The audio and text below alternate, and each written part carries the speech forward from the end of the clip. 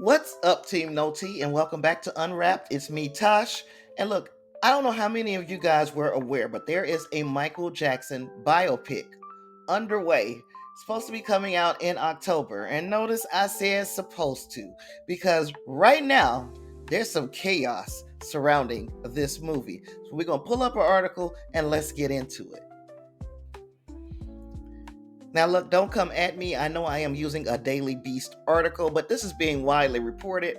And the movie is in jeopardy because of the entire third act. This says over key character, and we're going to get into why that character is so key. But the entire third act of this movie has to be redone. They were literally through shooting. But let's get into the article. Let's get into the article and we'll talk about it a little bit more on the other side. Okay, the team behind an upcoming big budget Michael Jackson biopic is racing to rewrite, reshoot, and re edit the film's entire third act after they discovered it violated a decades old agreement with one of Michael Jackson's underage accusers. The name of the film is Michael. So Michael's release date had already been pushed back from April to October, and now it's being reported that the delay is because Jackson's team agreed years back that they would never dramatize the accuser named Jordan Chandler or his family story. So they would not ever put him, the situation surrounding him or his family in a movie. Chandler was the then 13-year-old boy who told a psychiatrist in 1993 that Jackson had molested him, leading to a criminal investigation and civil suit. The police declined to press charges, and Jackson eventually settled with the Chandlers for $20 million, though he maintained he was innocent. So we do need to put that out there because I do not want to F with the Jacksons and their family. He maintained his innocence, but they did settle for $20 million, and they signed, their non-disclosures and made that promise that they would never dramatize this young man's story. Okay, moving on. Accusations of this word here haunted him for the rest of his life until he died of a drug overdose at age 50 in 2009, and accusers have continued to come forward even after his death. Instead of skirting the issue like previous projects about Michael Jackson, the $150 million budget Michael, which stars Jackson's nephew Jaafar Jackson in the title role, along with Miles Teller, Coleman Domingo, and Nia Long, decided to address the allegations head on. Pause. Because first and foremost, they have to reshoot, rewrite, and re-edit the entire third act. These actors that I just named, Miles Teller, Coleman Domingo, and Nia Long, it's not like they're just sitting at home on their thumb waiting to be called back to do additional reshoots. These are busy actors, very busy actors in Hollywood. And you would think that this would be something that would have been discussed before this film even went into production. Did I mention it was Antoine Fuqua? Antoine Fuqua, who is directing. I'm almost positive that because this is a biographical story, that Antoine Fuqua would have went to that family, especially that family, because you know how protective they are of Michael's legacy. I'm pretty sure he would have asked, is there anything that's off limits? And it would have been up to them before the production even began to tell him yes or no, you can do this, you can't do that, we got agreements here, whatever. But instead, when this movie is done shooting and they are editing to get it out in October, now you come and say, oh, silly us. We forgot that you ain't supposed to be talking about Jordan Chandler or his family. It's just absolutely ridiculous. Now, there is a silver lining for the studio, not for the director or the actors that are involved in this production, but the studio will not have to pay for reshoots because the Jackson family had already said, hey, if you guys ever need any reshoots, we got you. And I'm wondering if they knew that this was going to be a possibility, that they knew that they should have told Antoine Fuqua, but they thought that they were going to get away with some shit because you see, the Jackson estate is worth $3 million now. So they got the money, right? They've got the money. They were going to try to put out a piece in this movie that would kind of make Michael Jackson come out squeaky clean. That's what I think. And then he get called on by Jordan Chandler and his team, whoever that is, because at this point he's in his 40s, right? He's in his 40s, so he wouldn't need his parents to talk for him. It'd be him saying, hey, if you are doing what we think you're doing, you need to quit doing it. Unless you want to give me some more money. And I'm pretty sure the Jackson family would prefer, and this is all speculation, okay? But I'm pretty sure the Jackson family would prefer to not give Jordan Chandler any more money. But anywho, the third act of the film revolved around debunking. That's exactly what I said. The third act revolved around debunking Chandler's claims by showing the ordeal from Jackson's perspective, making its protagonist the victim of a traumatic extortion plot, according to Puck. So this is Michael Jackson's nephew Jaafar, who will be portraying him in the movie alongside uh, his auntie Latoya. So anyway, those creative choices had lawyers from Jackson's accusers, who are currently suing Jackson's production companies, to blast the upcoming film as propaganda.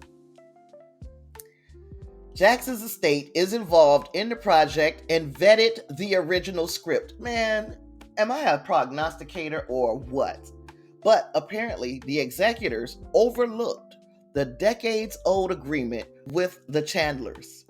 Only in the fall, after the film had been shot and director Antoine Fuqua was rushing to edit it to meet that April release date they originally had, did the Jackson estate reveal there was a legal issue with the film's third act. That revelation was apparently triggered by news articles published in September that revealed the estate had secretly made hush money payments to 5 accusers who came forward after HBO released its 2019 documentary, Leaving Neverland.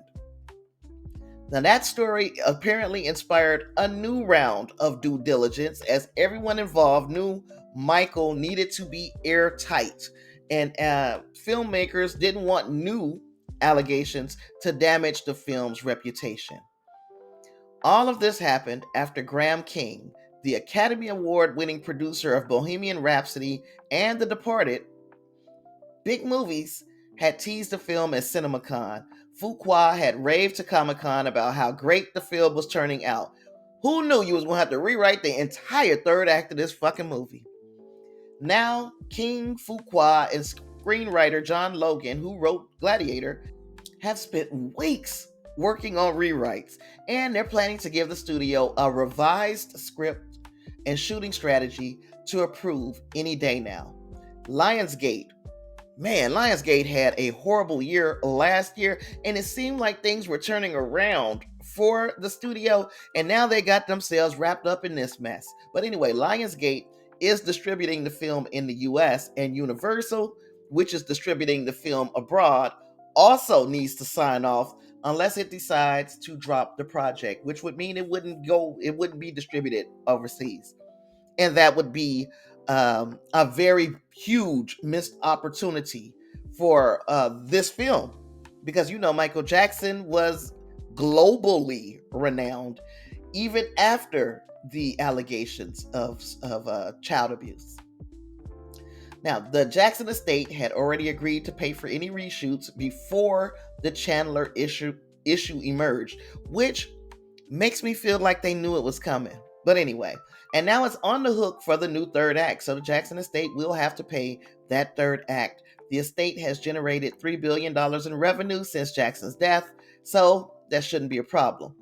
The studios and filmmakers declined to comment, but they're apparently confident they can salvage the film and that the footage they do have is impressive enough to be IMAX worthy. Jaafar Jackson reportedly delivers as Michael, and that's probably all his fans really care about anyway. And just taking a look at the schedules for Antoine Fuqua, he's got 4 projects, one of which is Michael, but he's got 3 other projects that he's either in pre-production or in production for. Then you look at a Coleman Domingo who's having a big year, especially with this Academy Award nomination. But he has, goodness, 1, 2, 3, 4, 5, 6. He has 6 projects. Just imagine these busy actors having to go back and refilm scenes in this movie because of I don't even know, the negligence, the incompetence of the team of people who are supposed to be working hand in hand with this production to make sure it goes off without a hitch. And then you got this mess going on because Coleman Domingo is playing Joe Jackson in the movie Michael. So anyway, if I was Antoine Fuqua, I'd be so pissed. I'm like, Antoine or Annie, may I call you Annie? Annie, are you okay? Because this is just unheard of to me. In a biographical movie that is being worked on with the family. This is not an unauthorized movie. This is being worked on with the family, and they don't give you all the information up front about what can and cannot make it to the final cut or even on the screen period of this movie. So you tell me what you think about the Michael Jackson biopic maybe running into another delay. Let me know your thoughts in the comments. And while you're there, please hit the like button, subscribe to my channel, turn on your notifications so you will not miss the next time we meet right back here at the intersection between pop culture and common sense, where we will bump the oldies and get some hee-hee without drinking any tea, because y'all know I don't like tea. I don't like tea. This ain't tea. You deserve so much more than just tea. I'll see you in the next one. Peace. Every click, every share, y'all make us fly. Together we shine brighter than the sky. From shout outs to comments, we see every word. Y'all the reason Tasha's voice gets heard. Subscribers growing, lighten up the day. With your support, we'll never fade away. Thank you, Unwrap fam, you keep us strong. Keep us strong. Your love and your faith help us move along. Help us move along. Every click, every share, y'all make us fly. Y'all make us fly. Together we shine brighter than the sky. Brighter than the sky.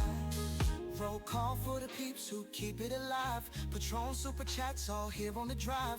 Tasha got the mic, but you fuel the vibe. This channel's a party and y'all keep it live. Monthly supporters, give y'all a cheer. Live stream energy, you bring the gear. Every episode's magic, cause of y'all's touch.